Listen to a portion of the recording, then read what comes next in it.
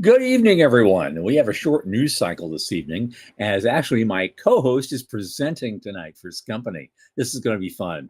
But what we do have, Varda signed a deal with a major pharmaceutical company to develop drugs in space. So it's officially on. The FCC just pissed off every smaller telephone carrier by helping Starlink and AT&T buy EchoStar spectrum for like billions.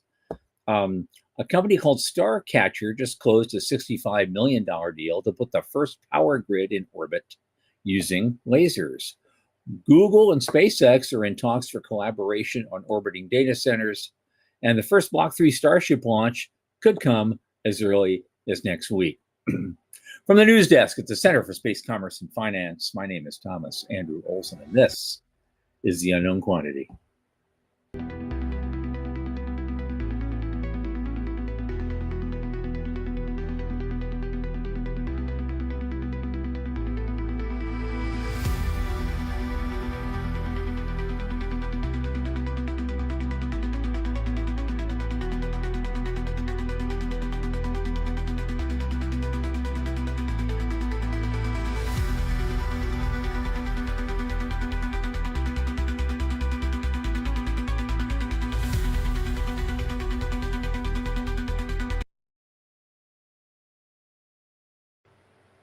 And of course, our program is brought to you by the Center for Space Commerce and Finance. What do? What we always do.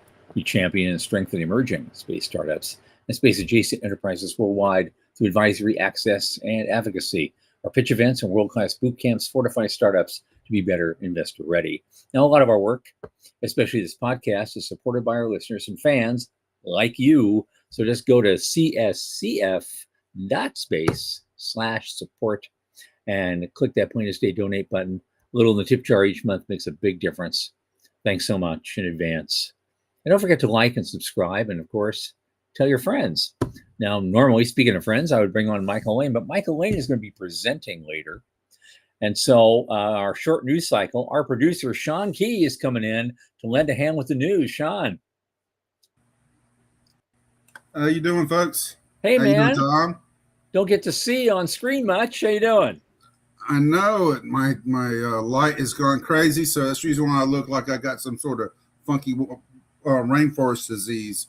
Yeah. Well, you're back in the 70s disco there. There you go. Now we got something.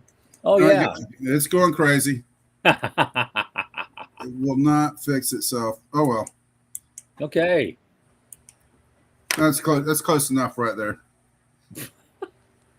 All right. I guess we'll just start in. I mean, here's an interesting. This would be the thing on Ars Technica today. This could be the moment that drug manufacturing takes off in orbit, and they're plugging it as a historical moment for the space industry. I guess NASA's been able to study the impact of microgravity on drug development for decades, starting with the shuttle way back when. This work accelerated in the 2010s. With completion of ISS and full-time crew devoted to that research. But I know there's been some successes during that time frame. The cancer drug called Keytruda started crystallizing that in 2019, and that opened up the possibility of doing all sorts of other things. Right. NASA subsidized a lot of that work. Yep. And now Varda has come in. Yeah, and it looks like it's being subsidized a little bit from private company. Hold on, I'm trying to pull it up right now. There we go. Okay. So readers can see it. There it is. Sorry about that. I'm trying to do two things at once here. I'm trying to look pretty on screen and do this, and I'm failing at both. So yeah, behind the scenes, I'm a fan of Varda. Yep. And so does Tom. Michael. But and for me, it's the down mass. I'm really a big component about down mass. I think it's one of the things that makes the economy, a commercial space economy, more complete. And I do like the idea of it developing. It's just that I don't know how fast that's going to be compared to what they're playing and saying. Yeah, you're right. They're not really talking much about the time frames for this, just that they, after launching their first vehicles, They have these capsules have autonomous bioreactors that spend a few weeks to a month in microgravity, and then they process pharmaceuticals in the absence of gravity. Well, they signed a deal with United Therapeutics Yeah. to actually, do some formal stuff in orbit, and it's all essentially it's the first time a large publicly traded company is actually using their own money. Yeah. Yeah. That's probably the biggest news piece out of it. Yep. It's just private companies using their own money to contract with them.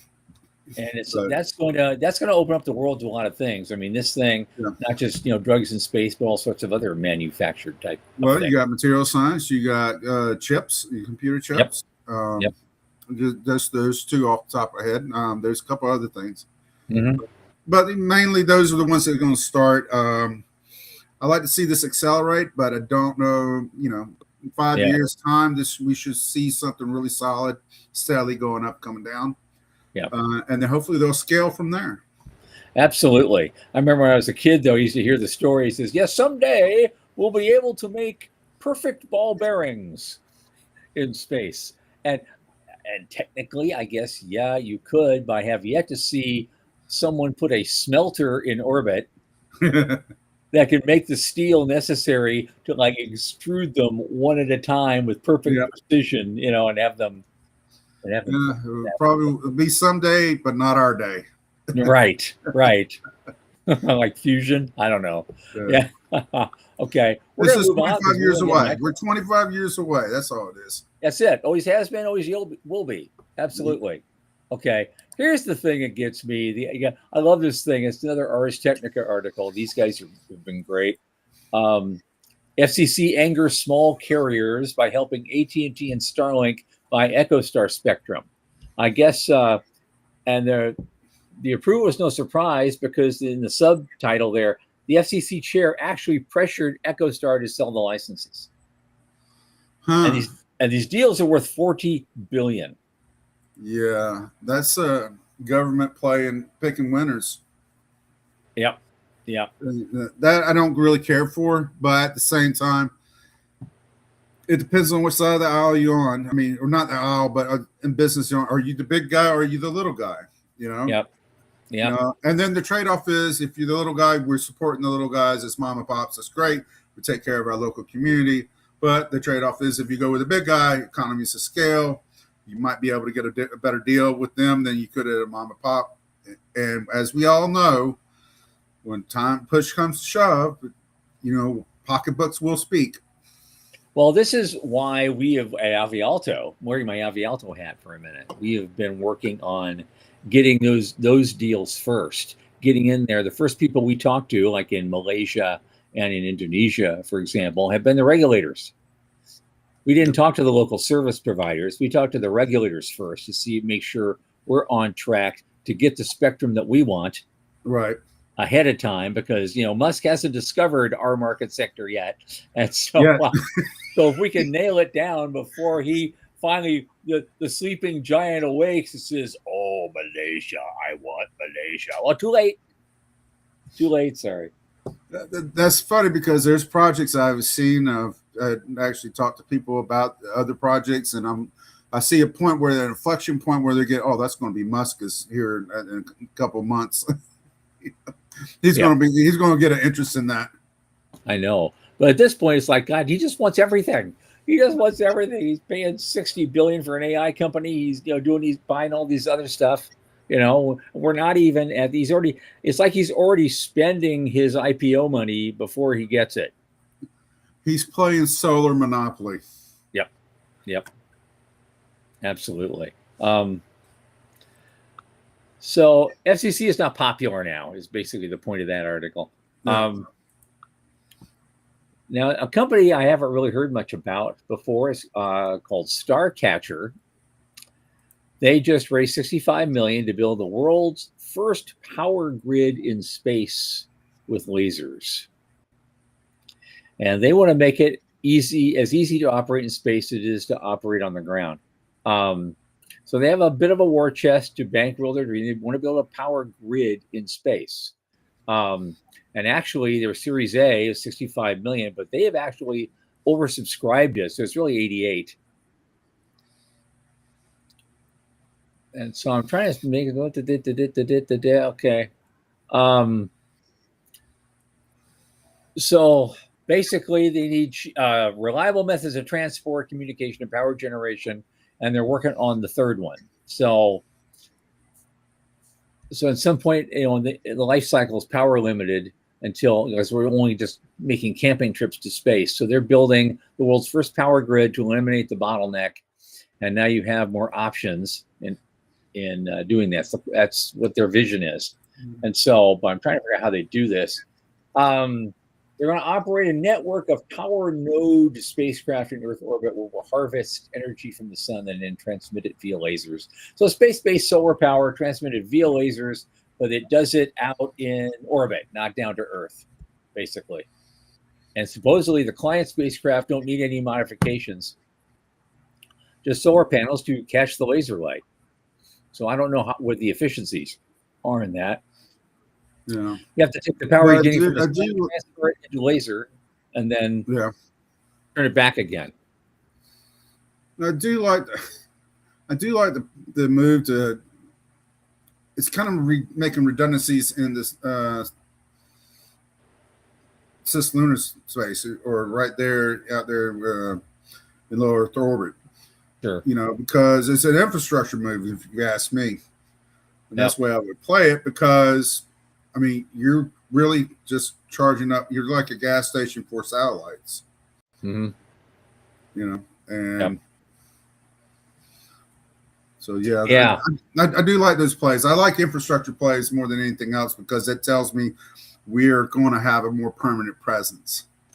It also provides a proof point for a lot of different things we've just been talking about for 25, 30 years.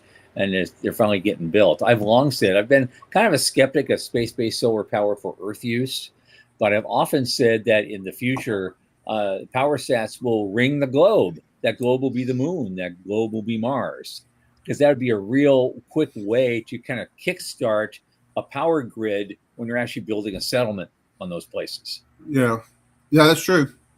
That's true. So we'll see how it works. They raised some good money, so let's see what they do with it. Yeah, I think they have a good plan. I think that's a good idea. They have a good plan. And so now the next one, second to last. So I guess Google and SpaceX are in talks to launch orbital data centers in space. I guess they want to collaborate on this. There's a lot of different things going on. A lot of plates are spinning up there. And of course, Google is talking to other rocket launch companies as well. And they want to launch prototype satellites by 2027 called Project Suncatcher. So I guess they're in talks to, Google's going to launch the hardware and Elon's going to provide, the Starship or something. And so I guess there'll be something in that for both of them going forward. Yeah, well, the fact that Google invested in SpaceX, so some of $900 million, there might be like, hey, friends and family, dude, friends and family. Right. Exactly right. Exactly right. And the only other thing I want to talk about is it's a very quick one. SpaceX finally set the target date for their Block 3 Starship launch, which is May 19th. Just 5 days away. Yeah. So next Tuesday is when the launch window opens up. And so they're launching from their Texas facility, Boca Chica Beach. It'd be nice to live near there. I could go watch it. It would be fun. But I have high hopes for Block 3, and I hope it's very successful. Unless we're going to see it happen on that day. My thing about SpaceX, I do want them to do well, and I know they're going to do well, but I'm not interested in them. I'm more interested in everything else around them, how they're developing. That's to me is where the real how well we're going to do or not going to do exist. Elon's going to punch through till Elon can't punch through no more. He's going to do his own thing, but he's going to do it for Elon. He's going to do Yep. it for SpaceX. That's true. That's who he's going to benefit. And that has been my. There's going to be some residual, Yep. but really, can we? Is that fringe? How can the outside of SpaceX capitalize on it? Because that's really where the space economy is when you take him out. Sure, absolutely. And it's always been my favorite theory that he pivoted to building a lunar city because he figured out how to make money off it right away. Yeah, and actually use that money to help fund his Mars dream, which will speed up his Mars timetable by as much as a decade. he'll probably buy a basketball team and put them on the moon. Could you imagine slam dunks? Yeah, well, away games are going to be trouble for them. They're expensive. They'd be expensive. But God, yeah, but you have on the moon, you have to put the basket 60 feet high. Make you work for it, that slam dunk. Yeah. So, yeah, but I mean, I do wish him the best, and I think he's doing a great thing for us, showing everybody else that it can be done. But he does it for SpaceX. Yeah, he does. Absolutely. And last year when I broke down the numbers, and you take his launch, you take just the SpaceX launches out, we're behind China. I mean, when you put his numbers in, we're ahead of everybody by a long shot, but we're really behind, and that's partly due to Starlink. Yep. And then I seen a graph the other day where Starlink has 15,000 satellites. Well, they're about the size of a table. Yeah. Tabletop. Most other satellites are, the traditional big size. You do have the CubeSats and the small ones, but how many CubeSats can go up? How many cube ones like Joe Luttrell's can go up? It's the space that you're sending up in that tube is what matters. Mm-hmm. And that's the mass that matters. So he's got 10,000 satellites, 15,000 satellites. That equates to 3 or 4, and how many, 4 or 5. I don't know the numbers. I think I did it the other day. But the truth is, in the space industry, it's getting mass into space, and that's the most important part. What we do there is the next step. Mm-hmm. So, and we did have a guest on a couple of weeks ago, Dan Garrettson was pointing that out. Yep. Much of what that 600 billion everybody quotes is the space economy. About 400 of it is the space enabler, the actual space-based part, the rockets, and then the stuff that really does the space lifting and the space economy is around 200 billion. Yeah. So. Yeah. And that's the thing. Those numbers, I know I'm getting long on the numbers, but it's one of my favorite parts because this is about the center of commerce and finance, and It's my favorite subject. I like talking about money, and I like talking about space. Absolutely. That's what we do here. I just want to mention one thing before we move on. Dallas Beanhoff's here. Hi, Dallas. Welcome. You mentioned that Starcatcher may allow customers to reduce their battery mass as they fly through Earth's shadow, which is an interesting thing to think about. I'd be curious how long that would take for the CubeSat manufacturers to retool for that. Well, I know somebody you might be able to ask who has an idea. Okay. We can see what our friend Joe Luttrell says. Yeah, it's true. He'll be coming up soon. Yeah. Okay. We can ask him when he comes on. Okay. Well, this is what's going on now, folks. This is going to be, like I said, this is the key part of the evening tonight. We have a very special program. My regular co-host, Michael Laine, is also raising a lot of needed capital for his Liftport Lunar Elevator Initiative. And he's coming on tonight. He's actually going to make, he agreed to do this. He's kind of scared about it, but he's going to do his pitch, his money pitch, like we would do it at a pitch event at a Silicon Valley, investor company or wherever you want to do your pitch at. And he's coming on to actually do that presentation for all of us, slides and everything, in real life and in real time, and his actual funding pitch. Now, I'm going to be watching it. We also have another special guest that's going to be watching it with me, someone named Joe Luttrell from Cube Inc. And afterwards, we're going to listen to the whole pitch, make notes, and afterward, we're going to start asking the hard questions that a potential investor in the room might ask. Interesting. This started because I offered to do this privately, in kind of offline discussions. But after we talked about it a little bit, we thought, wouldn't this be a great show? A live exercise to share how things work in the real world. And actually, it's a bit risky for both of us, but we think it's worth it. So without further ado, Michael, come on in, man. Hey, hi. Hey. I was laughing the whole time you were doing that preamble. You're like, it's a little risky for both of us. It was going to be a private thing. Oh my God, gentlemen, how I wish it was a private thing. I'm not doing it online. Well, you're here now, man. Here's what we got, right? Here's what we got. So a little preamble. People have been asking me for a pitch deck for Jesus. It might be a year. It might be a year. And I've been very reluctant to do this because it kind of locks you into something, right? And so today I'm like, okay, I got up 6:45, started working on it at 7:00. Like I was in it. And then about 3.5 hours of the day just got sucked up by a client.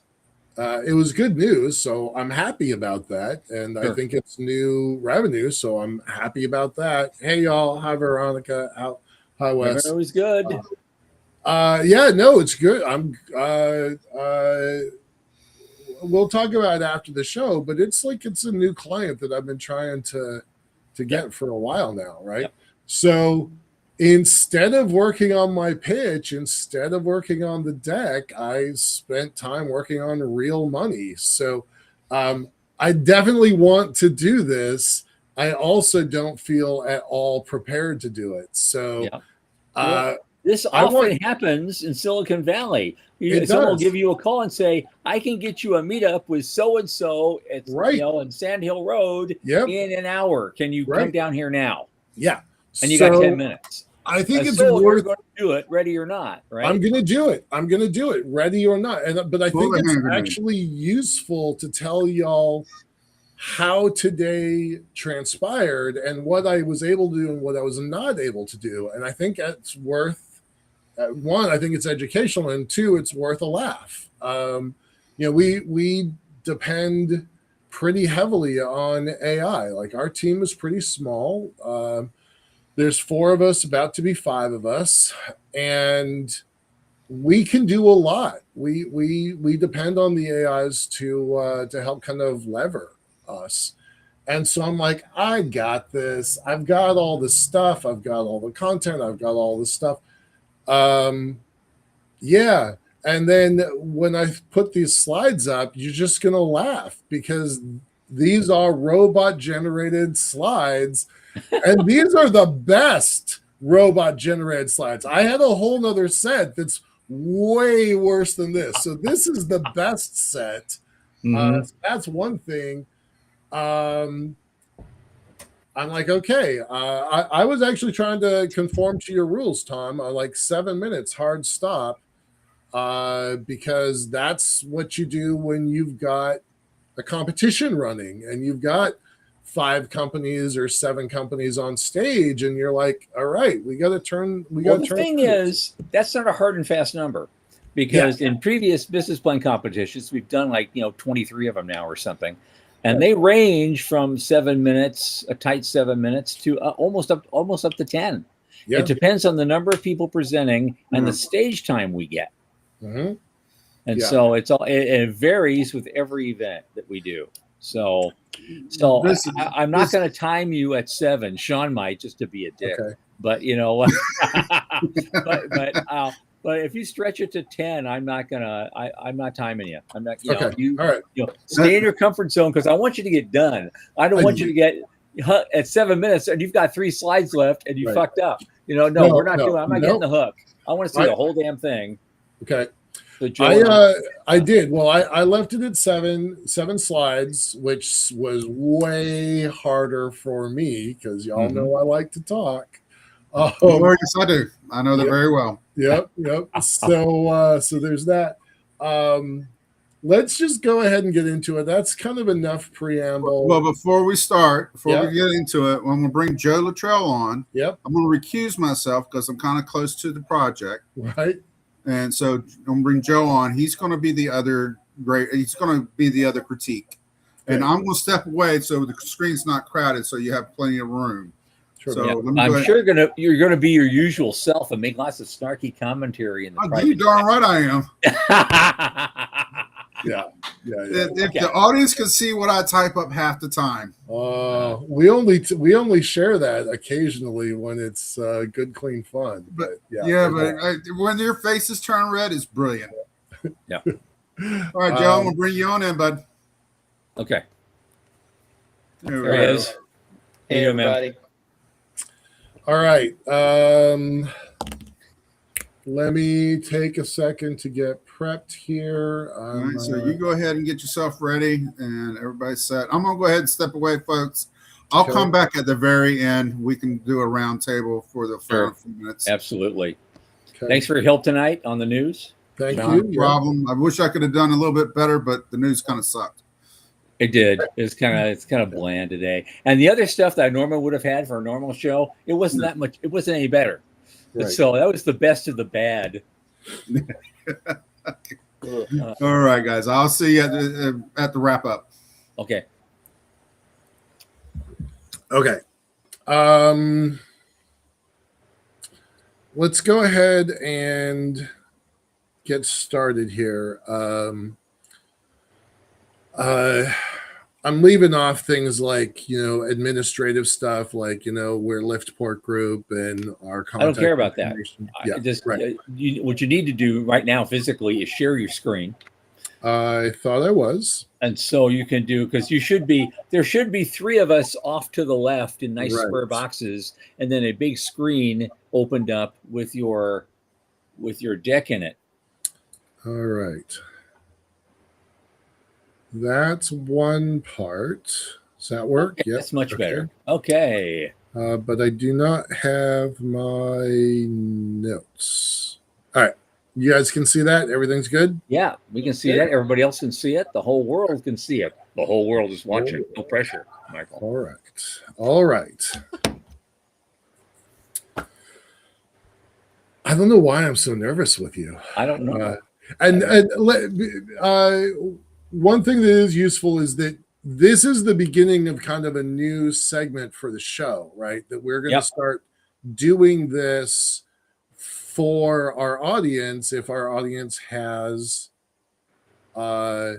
pitches they want to do, right? A lot of the folks in our community are trying to raise capital, and given that you've run so many business plan competitions, hundreds of thousands of dollars of prizes, no prizes on this show right now, but $400,000 worth of prizes for running these competitions. I think that's how this whole thing started. So I'm the first guinea pig for this, and despite me being beside you during many of those business plan competitions, you've only been a judge for me one time. Yeah. Way back, maybe it was 2010 or so, 9 maybe. It was it was the year the guy with the glove won. Anyway, he had a great glove. And Yes. But I've never pitched in front of you. So that's another thing that kind of makes me really worried. Like, I gave a pitch last week, 2 weeks ago. There were 14 of us up on stage. We only had 3 minutes. I thought I kind of killed it. And I got third place. Again, no money, but it was still like training wheels for me.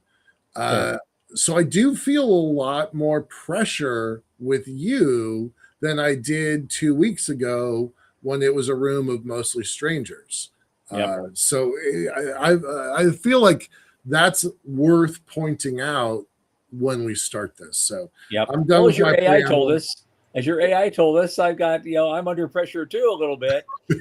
I like you. I am supportive of what you do, but I cannot just ask softball questions. I have to really, I have to hit you. No, you have to, and I opening, want you to take it. Right. Yeah. This is training wheels for me. I need to learn this skill. I don't actually have this skill. So, all right. Okay.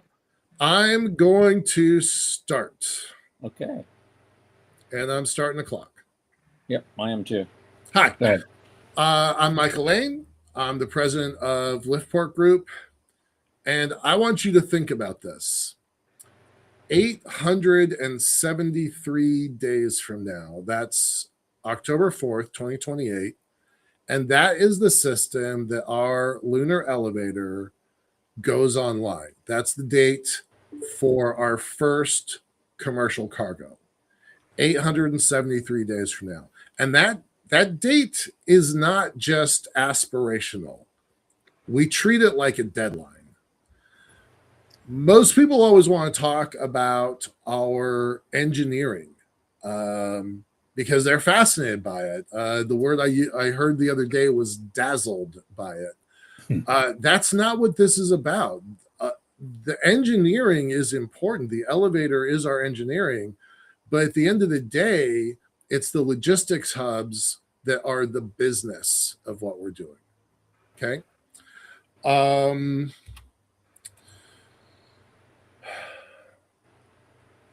The first question I always get when I talk to space people, especially space money people, is why the moon? They all want to look at low Earth orbit. I mean, we heard Daniel Faber a couple days ago saying that's where the market is. To me, the answer is geography. That the Earth Moon Lagrange 1 sits about 85% of the way between the Earth and the Moon.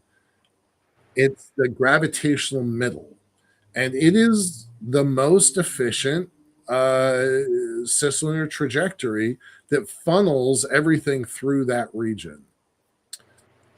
It's important to note that physics permits just exactly one location like that. It can't be duplicated. It can't be moved. As the cheesy movie from the 80s, Highlander, said, there can be only one. And if the cislunar space was a game board, then EML1 is Boardwalk. Whoever holds that infrastructure collects a toll for every transit, every mission, every payload moving between the Earth and the Moon.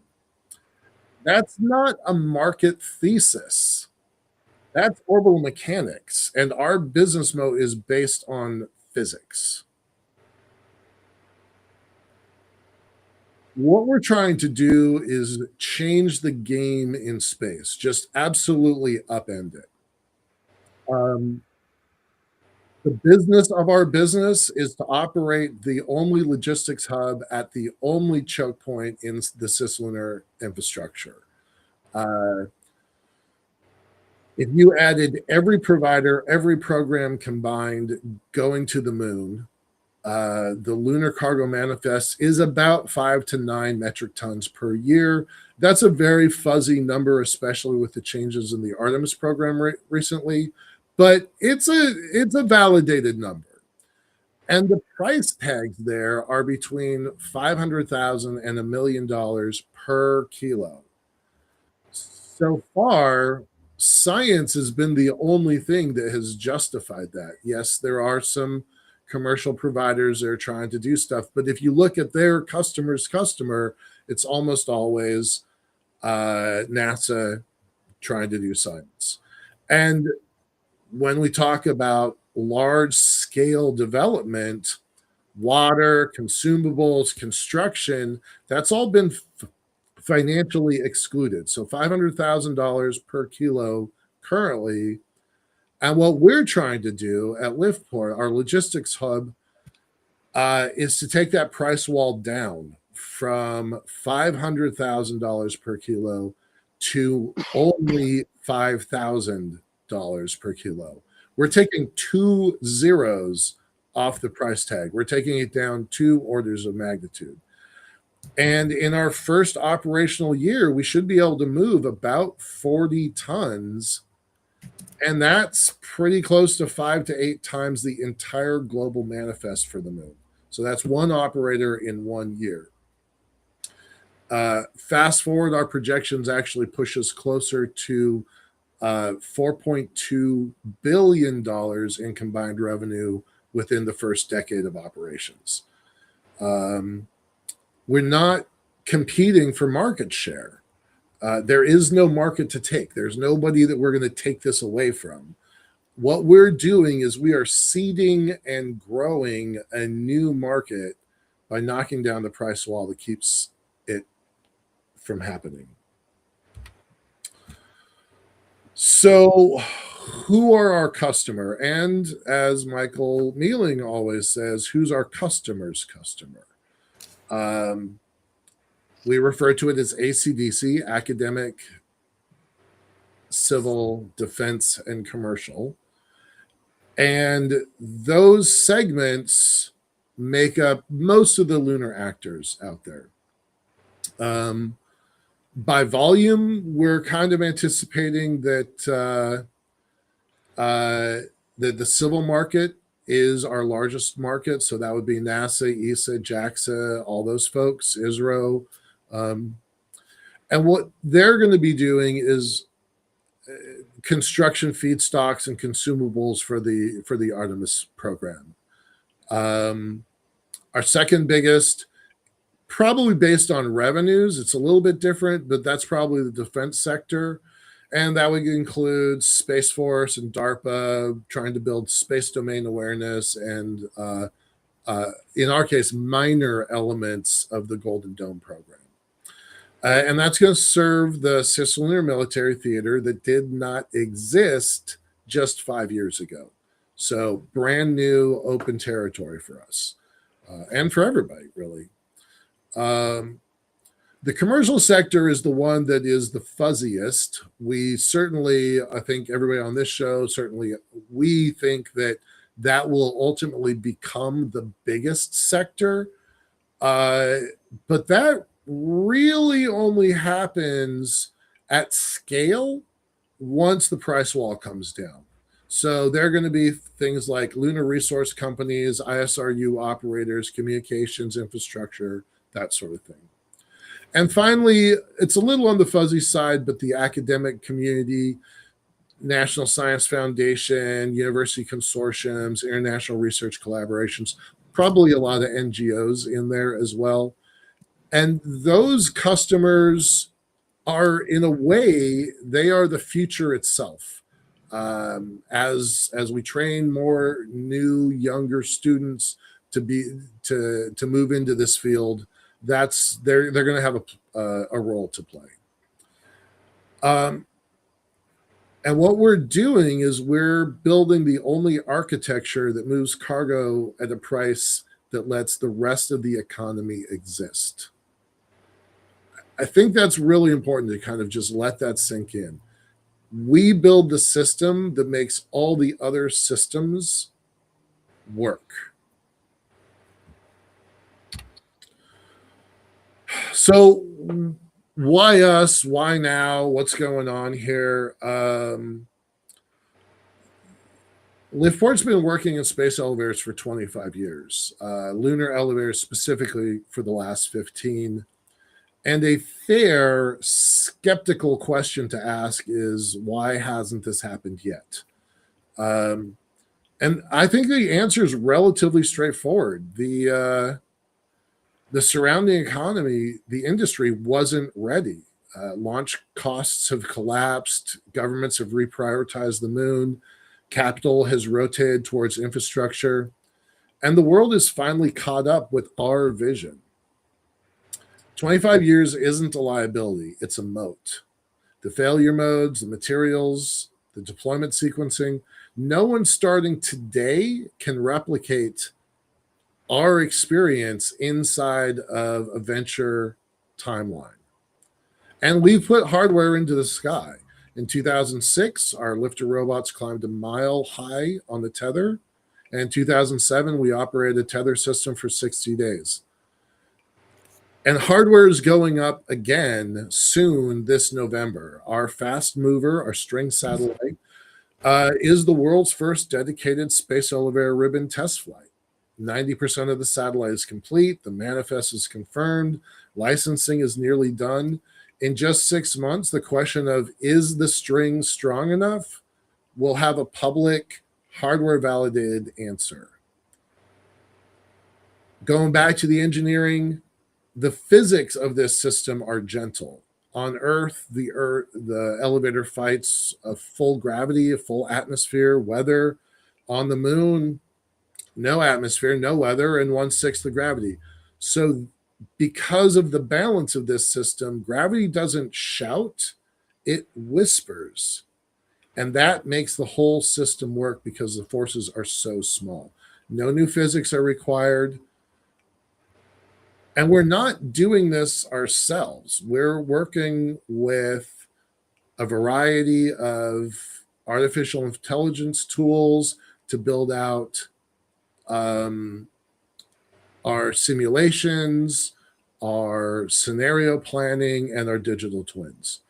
And what we're trying to get to is this very rigorous go or no go decision. So we're raising $20 million of $350 million just to focus on this no go or no go plan.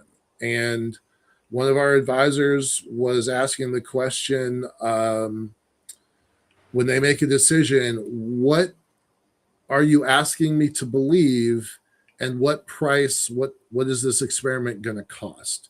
And that's where we are. Probably $20 million for a go or no go plan. And I came back to that advisor and said, look, we're a decacorn or nothing. If we only raise $350 million and only become a unicorn, that's only a 3x ROI. As far as I'm concerned, we've wasted that capital. So L1 infrastructure is either a 10 to $100 billion company, or it shouldn't exist. And we're building that singular infrastructure that defines the space age. I'd be happy to answer any of your questions. Okay. Let me stop that. 12 minutes and 20 seconds is what I have. 12 minutes and 20 seconds is what I have too. And that is very different from what I practiced. Yep. Okay. Well, I'm gonna respond to Dallas right away. Sure. He's like, that's not really true. There are many paths into the moon that don't go through L1. I agree with that. I was really struggling with the tool to kind of get it to say what I want, and I definitely ran out of time on that piece. So that's a legit criticism. One of the ways that I was trying to describe it was that this is an energy efficient system that L1, once you're there, makes everything else better and easier. But I just couldn't get it to say what I wanted to say. So I'll take the hit for that one. Okay. Yeah. And I also appreciate this price range. 100,000 if you're going with SpaceX and Starship. Which hasn't materialized yet. That I was just about to say, I'm not banking on that number. I did use the 1.2 Astrobotics number, and what I had been saying was the prices between 500,000 and $1 million. And for the poetry of it, I decided we would just use the 500,000 number and as kind of a middle ground, and then by knocking 2 zeros off. So, yeah, I actually would really like to have some validation on those numbers. So appreciate that. Okay. Let me start in. A couple of things. First, just to start with, you anticipated the question, who's your customer? Who's your customer's customer? Mm-hmm. Then you went near the end, you started talking about, certain things as the fuzzy side. No, there can be no fuzzy side with questions like that. You need to nail things down. because you're going to get the question. You need to nail things down. So I'm switching to take notes here. Just give me 10 seconds here. All right. Because I want to capture that. Which part did you say was fuzzy? It was kind of near the end. You used words. You used words like the fuzzy side of something, and it had. I think it had to do with your. You're talking about some of your customers' customers, and that doesn't. Those words don't engender confidence. Okay. And so, only share what you can nail down. Okay. And be pretty certain about. Recommendation. That's just a note. As far as that stuff goes. Now, I was expecting. You're doing this milestone thing. You're raising $20 million for a certain set of milestones, and it says, okay, and then you have a go no go decision at the end of that milestone. Well, what if it becomes no go? What happens to the 20 million? Is it just gone? No, actually, I was really hoping you were going to ask that question as part of this. Well, I did. Here you go. I think that we have a very solid what if it fails plan, because what if it fails? We have a very large database, maybe 100,000 files in a bespoke AI tool. We have a team that's really good at tackling hard problems, unknown problems, and putting their arms around it and discovering things. So I think we still are a valuable company, even if we don't get the elevator built. We still have intellectual property, we have experience, and we have data. I think that probably gives us a valuation of maybe 2 or 3x, and somebody will acquire us as an acqui-hire acquisition. Yeah. It doesn't build us an elevator, but at least we know, okay, this plan didn't work. Somebody else is likely to buy us given that history and experience. Okay, good. Yeah. So if you have some IP and some skill sets that you can basically whore out, that would be a useful thing to have. Absolutely. So let's I want to go back to the big one, because you wanted 350 million, and at the time, so what is your valuation then? 350 million for what? If you got the whole 350 million today, what valuation are you offering on that? What's your valuation of the company? How much a percent of the company you're offering for 350 million?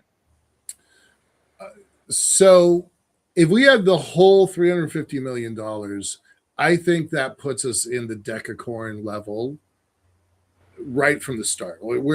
If we were only $1 billion, that's only 3x ROI. I don't think that justifies the risk for what we're doing. I think we have to move into the tens or hundreds of billions of dollars pretty quickly to justify the capital raise in the first place. But given where we are, given our location in the solar system, having that enormously large space station, the transit system back and forth to the moon, and the station on the moon itself, that gives us, I think, easily $100 billion valuation once that structure is in place and we're operating. Okay, if you can make it all work, yeah, absolutely, maybe. That's based on about $4 billion in revenue by 2036. And that's what I want to get to next. How are you making that revenue? You said, okay, we could reduce the cost of moving material to 5,000 a kilo. How are you actually physically doing that? Is it because it's not up mass, because your elevator starts at L1. Right. So the launch cost from Earth is the launch cost from Earth to your customer, no matter who does it. So where are you getting this $5,000 from? So we're starting the meter ticking once you land at our station. Once you landed on L1, that's when the meter starts. So whatever it takes for you to get off the ground to Leo, and I think there's going to be a dedicated market that is space tugs going from Leo to L1 or Leo out. So you're going to have to pay, you as the customer are still going to have to pay those prices. But But launching from the ground to LEO is a very different price structure than launching from the ground all the way out to the moon. So the customer will still get a giant cost savings, but because they don't have to go all or nothing to the moon. So they just have to get to LEO, and then a second bus takes them from LEO to L1. Okay. And then we take over at that point. To me, that's a big supposition that those tugs are going to exist, because if they're only being built to service you, they're not going to start building them until they think you're actually going to succeed. There's already 8 tug companies. 4 of them are operating now. 2 of them are publicly traded. And that's just kind of the Americas. There's another set in Europe and another set in specifically Japan. I can't think of anywhere else in Asia. So I don't think that's much of a leap. The market is there. And hell, Daniel Faber just built a $60 million business on the fuel tank connector system for that market. Mm-hmm. So I don't think that's much of a push to think that there's going to be a dedicated market. So that's where our pricing comes from, is just the it's down mass to the lunar surface. Up and down. Back up again. Yep. Okay. Joe, you have a question. I know you have a question. Yeah. Well, when you're ready, I've got a whole list of things. But one of the things that gets me is that when you're talking about these tugs, it seems like a vertical integration market for you. So you've got the L1 point or EML1. Then you might as well just go ahead and build the tugs and just, hey, we pick you up at LEO, we take you to the station, we drop you off on the moon. When we first priced this 15 years ago, when we first decided to move to the lunar elevator, we had an $800 million price tag, and 200 million of that was dedicated to University of Michigan's electric propulsion engine, their electric engine model, and we were going to build our own space tug. That is what our original plan was to do. But because there are so many tugs out in the world now, we just cut that completely off of our to-do list. Assuming we get as big as I hope we do, then somebody's going to be an acquisition target. But right now, we're just focusing on getting the elevator built. Okay. It okay if I hit you with a few things? Yeah. Please go ahead. Questions. Okay, so I'm going to focus more on your presentation, only a little bit of the content. And first thing I want to say is we need a coffee mug with an illustration of the moon with "Gravity doesn't shout, it whispers" written on it. Okay, that is just screaming market. That's true. Yeah. So on your intro, here's where downside, upside. Okay, don't explain or excuse yourself ever. Get up there, just start talking. You want to grab my attention? You've got 2 seconds to do it. Your first slide, you said 873 days. It should be a countdown clock.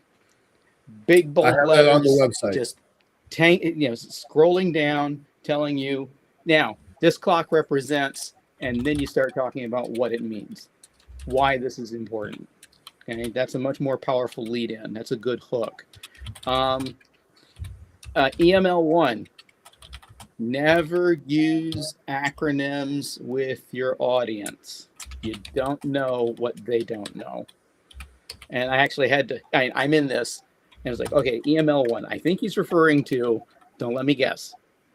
Don't ever let me guess. Okay. I'm impressed with orders of magnitude savings from 500K to 5K per kilo would be absolutely stunning. If the cost is closer to 1.2 million, even better. I mean, you're talking massive change in the way things are done business-wise. So yeah, that has some huge potential. based on your 4.2 billion number, that means that you're basically pulling in about 420 to $500 million a year. All right, We are counting on that. that's good. Yeah, that's good revenue. And also you're creating a choke point when you have this elevator built. That is a choke point now. So you can command prestige pricing in the beginning and work it down from there. Instead of starting low, you start high.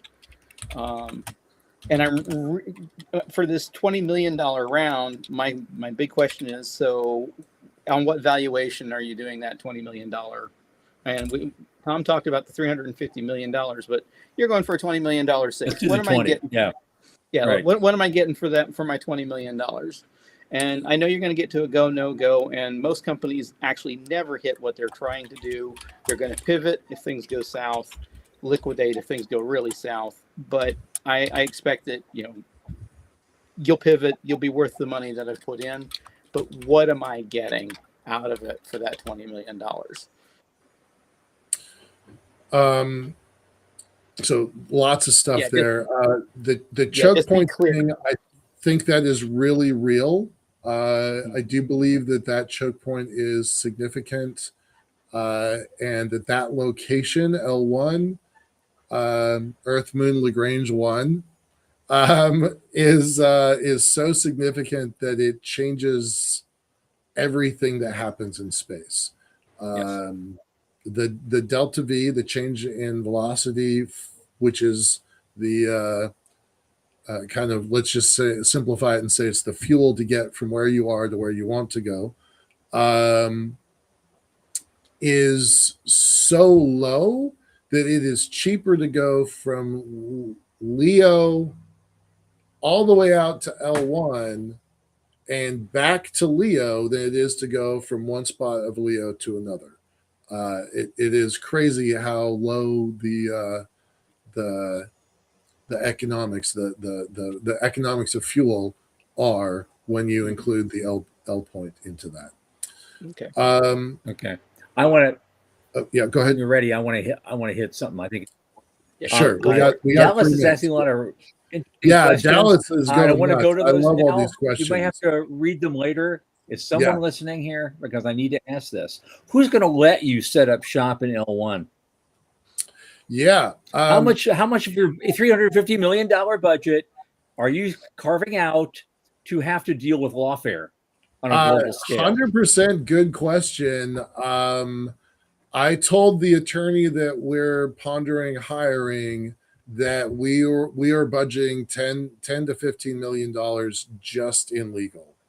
I don't think there is currently anyone that can stop us, in the same way that there's no authority that can grant us authority for that location. There's no one with authority that can stop us.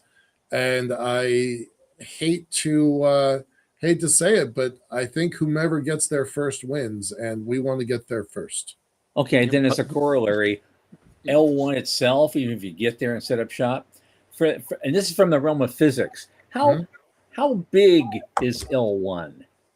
What kind of a volume of a gravity matching bubble are you looking at? Is it only 100 yards in diameter, or is it miles and miles? That gives me the key question. The answer is actually both, where you have to measure from the center of the moon to the center of mass of the Earth to the center of mass of the moon, draw a straight line between those two spots, and you can figure the L1 point down to the square centimeter. Like, you can do it mathematically and say, this is the L point, and it moves a little bit based on the moon's perturbations. Right. But the effects of such low gravity can extend out for hundreds of kilometers. Okay. So that's what I was getting.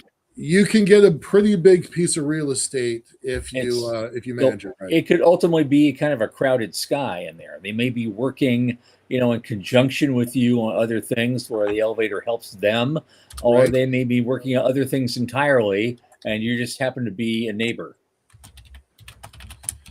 Yeah, exactly. I think we're going to have neighbors. Okay. Okay. I'm going to be an unfriendly neighbor and try to suck up as much of that real estate as I can. That is the honest truth. But yeah, there's other stuff out there at L1. Mm-hmm. Okay. But Well, great there's presentation. A lot of Thank stuff. you. Well, Dallas has put out a lot of stuff on this. I wish we had the time to actually. I through love Dallas. Dallas, you and I Okay. should talk directly. I would appreciate that. I'm going to capture your comments and critiques because they're very because they're important very to me. important. But time does not allow us to Yeah. do that now. But I thought it was a real good first effort. There's a few little minor gaps here and there that Mhm. need to be taken care of, and just to make sure you get those numbers right, and really do a slide showing this is how we make the numbers and make it very, very clear to Okay. any investor who's looking at it. That would be a big helpful point. Yeah. 2 thumbs way And a up. couple of Doing this slides is scary. with stuff in it. But otherwise, good, good man. Very Thank good. you. Thank you. I appreciate your critiques, both of them, both of y'all, and of course Dallas. Yeah, we want to get this right. All of us, we want to get this right. So thank you. Absolutely, absolutely. 'Cause I don't know those answers, so it's up to you, man. Yeah. Okay, Michael, thank you so much. This is great, and I hope this is the harbinger of things to come. We'll get to do something like this again with other people someday. It was a good first try to Yep. see how we could do. There's room for improvement in me as well. So there we go. There's always things to fix. So Michael, Joe Luttrell, thank you so much for being a part of this and helping out. Anytime. Appreciate it so much. Okay. And of course, Sean in the background, always happy for him. On Monday, our guest will be, this is going to be interesting. Our guest will be investor and CEO Ron Weiner of the Venture Mechanics Startup Launchpad Accelerator. Cool. This is going to be a gas to see how he does stuff. That's going to be a lot of fun. I can't wait for that too. So for Joe, for Michael, for Sean Key, I remain Thomas Andrew Olson. Keep watching the skies. It's up there.